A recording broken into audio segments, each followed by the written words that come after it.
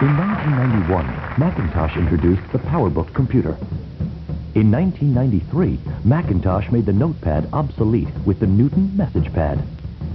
What's next? Macintosh Post-it notes. The Post-it note you've been waiting for. You write on it. It converts your handwriting to type. You stick it up. Anywhere. The practicality of a Post-it note with the power of a Macintosh. Just turn it on.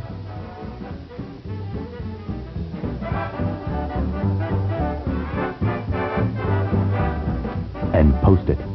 More expensive than regular Post-it notes, but which one you gonna notice? Versatile, intelligent, sticky. Mac Post-it notes are user-friendly.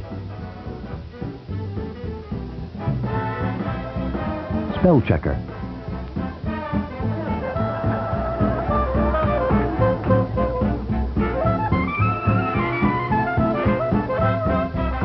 Cut and paste.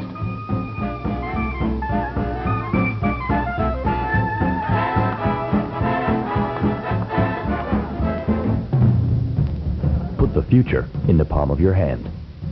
Macintosh Post-it notes. The Post-it note for the rest of us.